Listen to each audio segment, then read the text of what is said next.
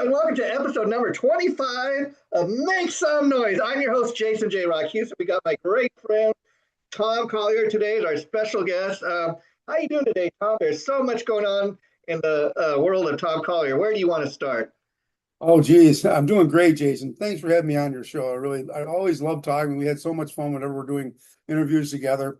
Well, I guess we can start off with I've got, the Fire Rock Music Group has Grave Rain, Dave Schenkel, formerly of Man of War, and Tony Ingo. Tony was in Valside. Very popular bands. And their album comes out July 10th worldwide on Fire Rock Music Group. You can buy it. It'll be at Walmart, anywhere in the world you want to buy it. We're really excited about that. We've got more releases coming. We'll talk about that, but that's the next one coming up. Dave Schenkel's a great guy. I've interviewed him many, many times over the years. Super talented guy, like you said. And also, we're in the process of setting up for me to interview both Dave and Tony about this release you're talking about. So I look very forward to that. And also, Tom, why don't you share the big news with everybody that just recently happened in Castle, let's just say with the Castle. Well, Castle Black Radio, I had the opportunity to acquire that radio station. They've been great friends. They've always been supporters of Held Hostage. And they were getting to the point where they just need a little help to come along here. And it's such a great station. So I stepped in and I decided I would take it over. And everybody stayed in place, but it's an exciting venture. I got many more things in the works, but that's the first of many acquisitions I planned. But it's just a great marriage for us too. I mean, they're wonderful guys. Jay comes out, Jay Byler. He actually joins Held Hostage on stage and plays a song or two with us almost every concert. And Sandra, she's played us from the second I released the song Show Me Way Back Home. She was like one of the first radio stations that put us on there. And they played us, and they still play us to this day. Every week they're playing Held Hostage.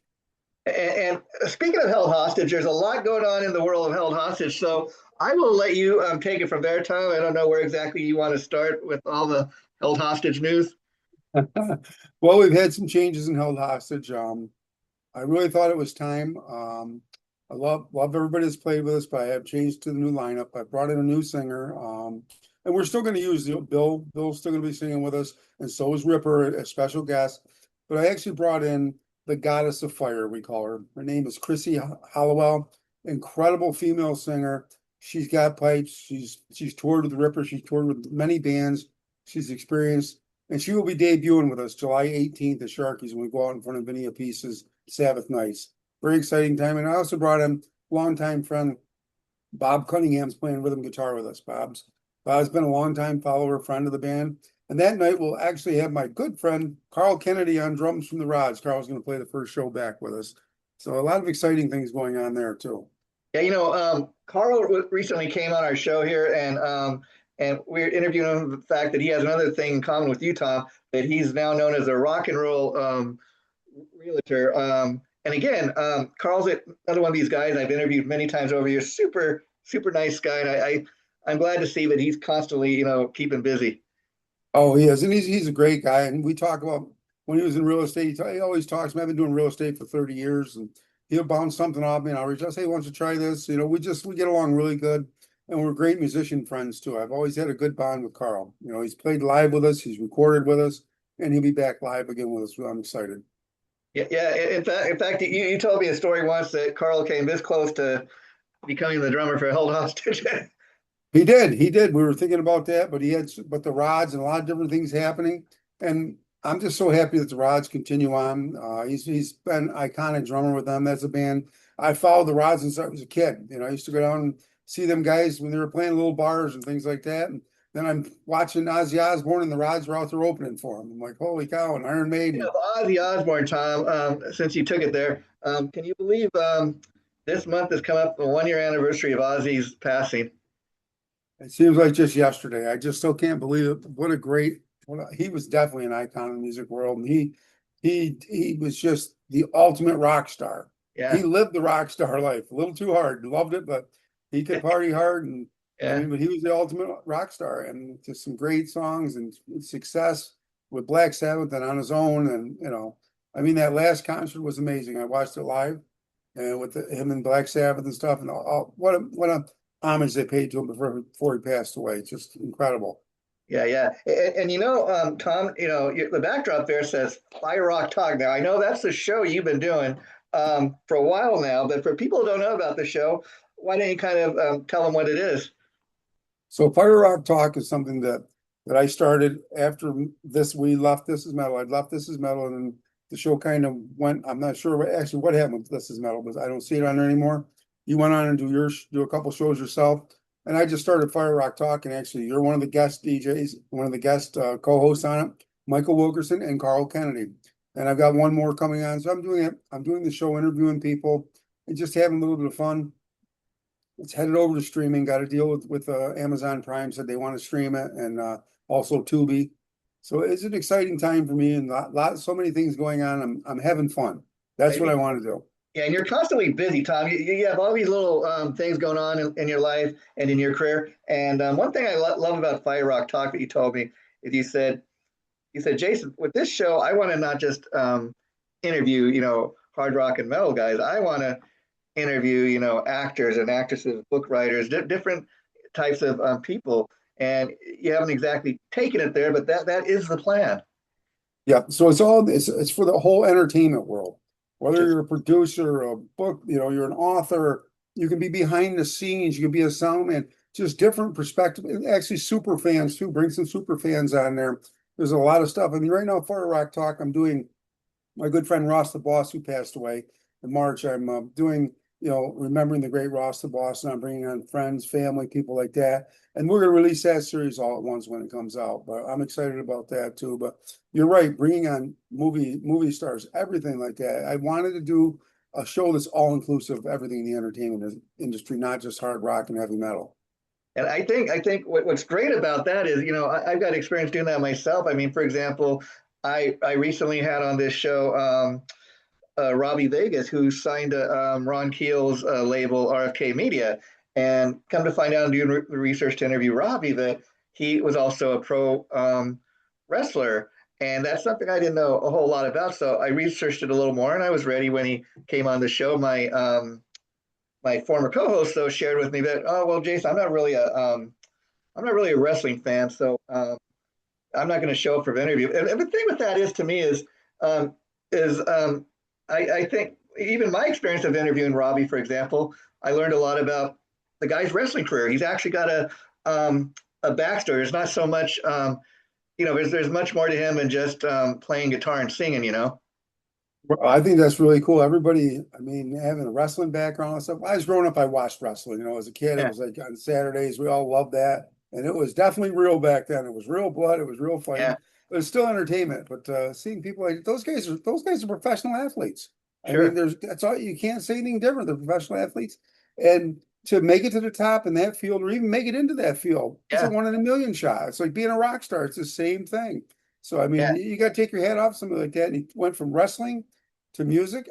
Those are great stories. Those are the type of people you should be interviewing, I think, And then see, wrestling, what I always loved about wrestling, like you just said, Tom, is it was always, especially like WWE, that back in the day, was always so over the top. I mean, a lot of those guys, they were rock stars, if you know what I mean. I mean, they had more than just a personality. I mean, take somebody like Hulk Hogan, rest in peace, Hulk, but he was always, that was authentic Hulk, if you will. He was always himself, but he was so over the top. He was a rock star, if you know what I mean.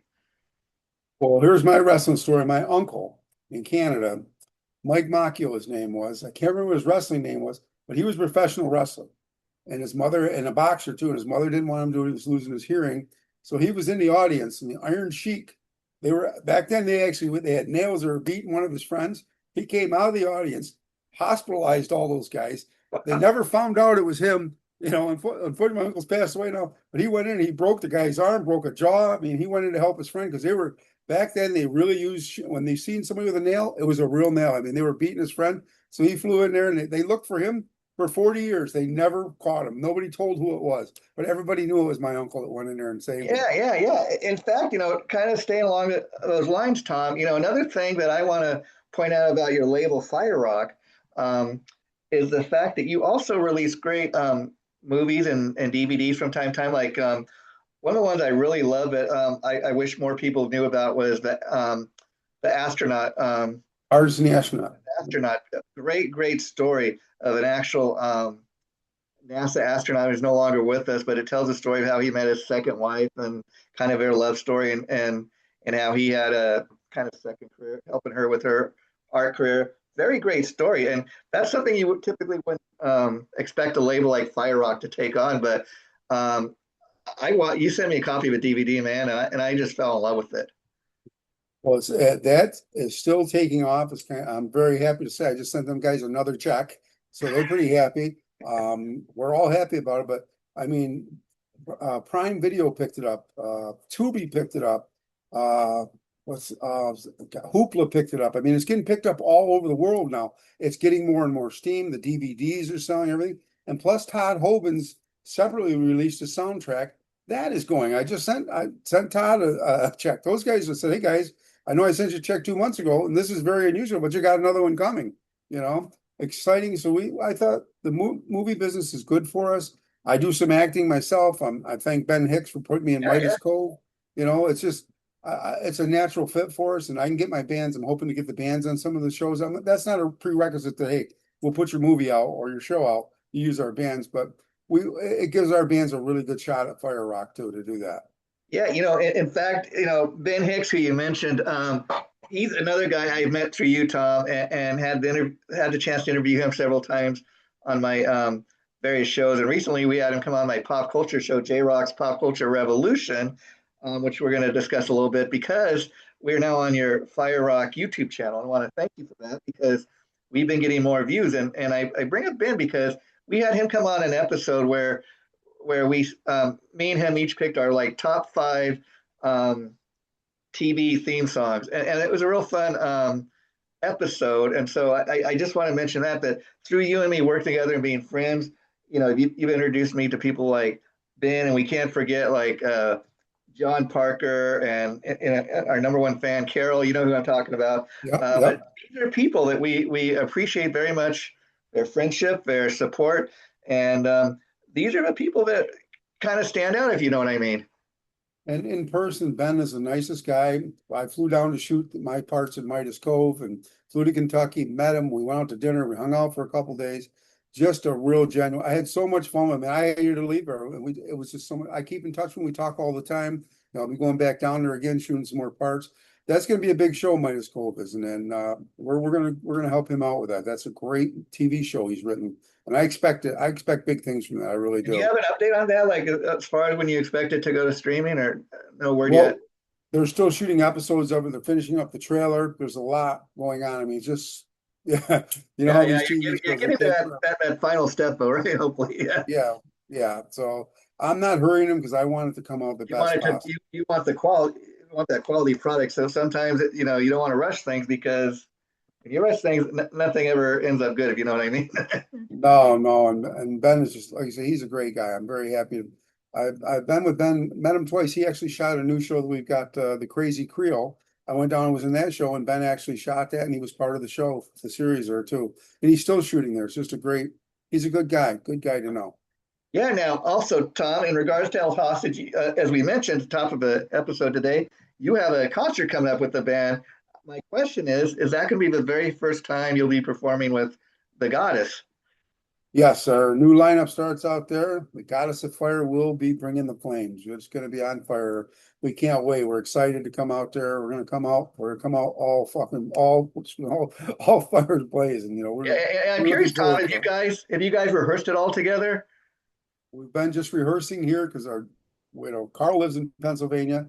I got a drum machine. We were rehearsing with the drummer for a little while, but something came up with him where he had a family fire. So he's trying to help his family get back together there. But we we're professionals. Here's the music. We come together. I mean, most times, much I hate to say that, when we go to California, the West Coast, I send everybody the songs. We meet out there and we play. If you're a professional, just walk on stage, you know your parts and do it. The reason I ask, I was curious. Have you had a chance to like hear her perform in any of the classic Held Hostage songs? And I was kind of interested in your opinion on how she tackles the vocals that were originally done by a male singer. Yes. So I brought her out and auditioned her with a band, had a drummer, and it was just me, my bass player, and her and the drummer. And first time was She was good. She came back for a second time. I was like, holy shit. And she's ready for stage. I mean, she can bellow, she can match Ripper Owens note for note. She can sing Joe Lynn Turner, she can do everything, you know. It's great because I don't have to worry about singing, Yeah, you yeah, know. yeah, yeah. I'm gonna do backups with her and harmonies and stuff, but as far as lead singing, I'm not gonna worry about that. I love it. Yeah, yeah, that's great. Now, Tom, how did she come on your radar? Was she recommended? Did she reach out to you? Did you find her online? Well, that's kind of a crazy story. So I got a friend request, and it was from her, and she had mutual friends of me, and all of a sudden her feed, probably last summer, her feed started coming across, and I'd see her singing live, and watched her sing "Holy Diver" by Dio, and I thought, Wow. this sounds just like Dio. And then Wow. all of a sudden, then she does some Judas Priest. I was like, wow. And so I keep watching her, and she's doing all these great tunes. And so I reached out to her, I messaged her and said, hey, this might sound out of the blue, but I'm Tom Collier from Held Hostage. Have you ever thought about singing an original band? She goes, yeah, actually, I was in an original band before I was doing covers. So I sent her the music. She loved it. She came out and auditioned like 2 weeks later. She drives 3 hours one way to come to rehearsal. Wow, That's wow. dedication. That's That's dedication dedication. right there. Yeah. Yeah, so Um, we're excited. and it's kind of funny, Tom. I think I've joked with you about this before, but you've had a situation in Held Hostage, kind of Spinal Tap like when it comes in regards to your drummers. Well, we've never played this two shows in a row in the past 7 years with the same drummer or same lineup. Yeah, yeah, You know, yeah. it's whether we when we had the same drummer, like the singer might have got sick, so I had to sing. It was like it was always there's never been a configuration, even when we're traveling. It's like we were out on tour with Ross, singer went down, I stepped in and sang. Our bass player went down, we brought in another bass player right in mid tour. It was like it was just the way we did it, you know. Yeah, and I got to tell people, Tom, all joking aside, that you and I have joked about this, but you told me like, and it's not because all these lineup changes aren't because Tom's like a evil control freak or anything, or demanding. What it is, Tom's told me even like he's tried to encourage other guys in the band like to get involved with the writing, and they tell Tom, "What? You just write the songs, Tom. You do it." That's true. That's exactly. I would love to have writing partners. I mean, in the beginning, Paris Hanson and I wrote the stuff together, but then Paris, he wanted to go a different direction, which was fine. We're still friends, but I just ended up. I took over all the writing and stuff. I would love to have everybody come in and write, but I wrote the new album's written. I had to do it myself, but that's okay. Maybe the next one they'll all step in. Who knows? Yeah, Maybe the and goddess will you know what? step forward. What's interesting about that, Tom, is that the band has that history, and in spite of it, you remained successful. I mean, it's very hard with any band to remain successful when you're constantly changing lineups, and especially singers. But I think the reason you've been able to remain so successful is because you're a great songwriter. Because here's the thing: if you didn't have the songs, nobody would be coming to the show. If you know, like nobody would be buying the records.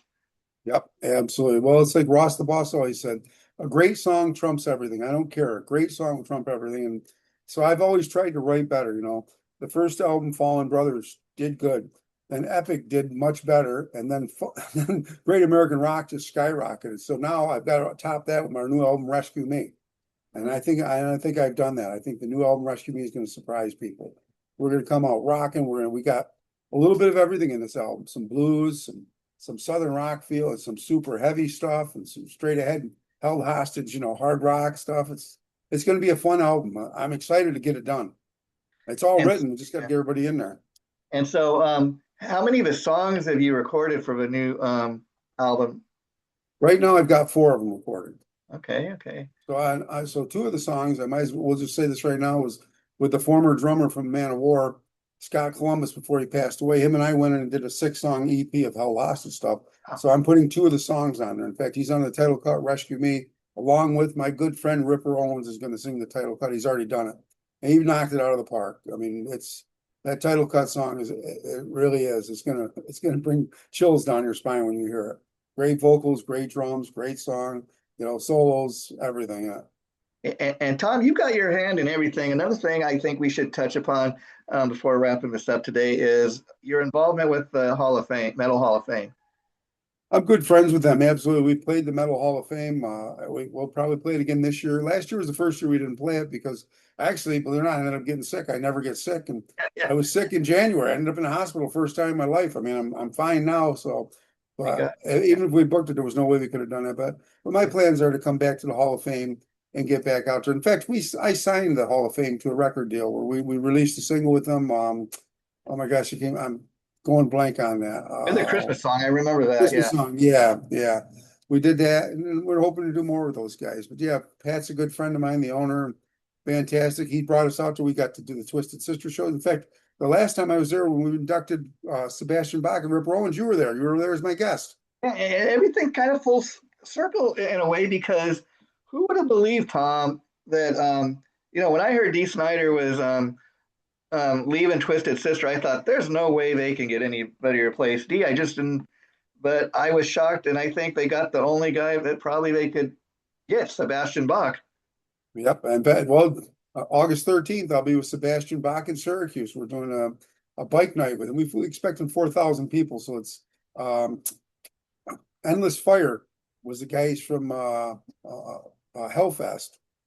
They've got this new thing, Endless Fire. So their first show is here in Syracuse, Endless Fire guys. And we're doing it with Sebastian's held hostage, Sebastian Bach.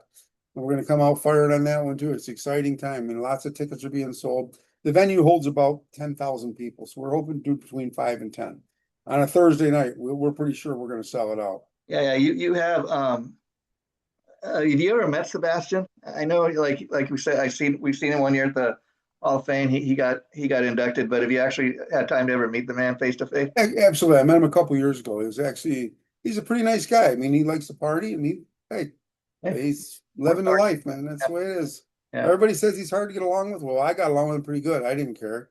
yeah, Many yeah. people think I'm hard to get along with. I'm not sure. You show up to practice drunk, you're gone. I fire people. But Yeah, that's yeah. just me. I just have we're playing music. To me, it's like you want to go out there, you want to be sober, and you got to be professional. That's one of my things with the people that play with me. If you have to drink before you go on stage, you're in the wrong band. Because when somebody says, I sound better when I'm drunk, no, you don't. I've heard you. Yeah, yeah, You don't. You sound worse. That's a crutch. So I have a strict rule. No drinking, no drug, nothing. I don't care what you do after the show, go do what you want. But for that 45 minutes to an hour, you're mine. And I expect you to come out there and be professional. Because I'm gonna be I live, I lead by example. I'm the same way. I don't drink before I go on stage. I don't do anything like that. I call it to the music. You should get high off the music, and that's what it is to me. I love it. Love playing for the crowds. yeah, yeah. Now getting back to Held Hostage, you guys also have another performance, don't you, coming up with the band Dystopica? They're on the bill with us with Sebastian Bach. Oh, okay, okay. So that's July 13th. So it's Stopica, Fossil, Held Hostage, and Sebastian Bach. Yeah. I tell you, that band is a band that I think is starting to make some serious noise, Tom. I've interviewed the singer Becky two or three Mhm. times now. Super nice girl, but I tell you, she's got the kind of like a DOS type of voice. I mean, she's got the face of an angel, but man, she's got that voice. Love it. Love it. Yeah, Absolutely. I'm looking forward to meeting them. I've seen them. I haven't seen them live, but that'll be the first time. I'm looking forward to meeting them and hanging out. I mean, it's going to be a great show, and it'll be a big night for everybody there, especially if that's their first time in Syracuse. Because yeah, yeah, I mean, yeah. Sebastian's played all over, but I mean, it's going to be a great night for everybody there. And we should also know, Tom, being that this is Fourth of July weekend coming up, that you're always very involved with helping out the veterans. That's something I've always admired about you. You want to talk a little bit about that and how you first got involved? Well, my brother was a veteran. He went to Vietnam and came home and told me stories about how they spit on him when he came off. It was like, Wow. they So, were just horrible to these people. And so then I ended up writing the song, Show Me the Way Back Home about that. And I brought in Jolyn Turner, and I had Joe and I put that song together. I did it, and we put it out, and we gave all the money to the Vietnam veterans, and we helped them raise $75,000 to build a wall here, or build a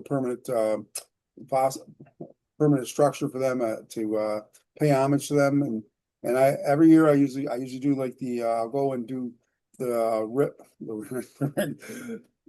reefs for Reefs of Honor. So I actually do the presentation last year. I always present it for I'll do it for the musicians that have passed away and things like that. So I'm very honored to be able to do that stuff. And we yeah, always, if there's a donation done, if they need us to play, we'll donate money. We go out and do free concerts for those guys all the time. And I tell the guys in the band, I'll pay if you don't want to do it. And all the guys, everybody in the band's like, no, we want to do this. yeah. And you know, Tom, a lot of people know you and me and our friendship through doing the show This Is Metal together. As you said, the show kind of it kind of just ended sadly, but we moved on to other things, and we look back on that fondly. But I bring it up because another thing I wanted to ask you about, and I thought you'd like to update the people on, is the very last episode we did was in tribute to a good friend of yours named Helen, who I understand since that episode has passed away. Do you want to share any memories you have of Helen? Um, Helen was just, she was just a sweetheart. Matter of fact, before she passed away, when she had ALS and she had lost her speech and walk and everything. We brought her to a held hostage show, and so we put a special area for her so she could have. We hooked her up and everything. We got her a special parking space. So her and her husband watching. I ran out after the show, gave her a big hug. I mean, it was just she was just such a sweet girl. It was just too bad that she'd passed away. And I stay in touch with George, her husband. He's just the nicest guy. I mean, he stayed with her till the end. He helped. He He took was care of very her. dedicated. I could tell just from meeting them at one time and when we interviewed them. And I just want to let people know about that. Sadly, she's passed, but rest may you rest in peace, Ellen. You're with the angels. Absolutely, And absolutely. finally, I'd like to talk about another great artist you have on your label, Nick Z Marino. Anytime I've ever I've interviewed about 3 or 4 times thanks to the connection with you and your label. But super talented guy, super friendly all the time, nice, really down there. What can you share about Nick? Is he working on a new album or anything? Actually, Nick is working on a new album. He's put out one, two with us, and then some singles and stuff like that. Well, if people don't know who Nick is the singer for Yngwie Malmsteen and keyboardist. I should say Yngwie says he's the singer. So Nick is we'll call him the backup vocalist, whatever you want to call him. Yeah. But nobody gets offended on that. But look at the videos and see who's singing. But just an incredible songwriter too. He's put together another great band, and the NZM band is just killer. And they are coming out with another new album here. I've seen the videos, I've heard some of the music, and I'm excited to get this one out too. And then since I guess a great place to end this time today is Castle Black Radio, Fire Rock Radio now. Is there a website or anything where people can go? They want to find out more what's going on with you guys. Absolutely. www.castleblack.radio.com.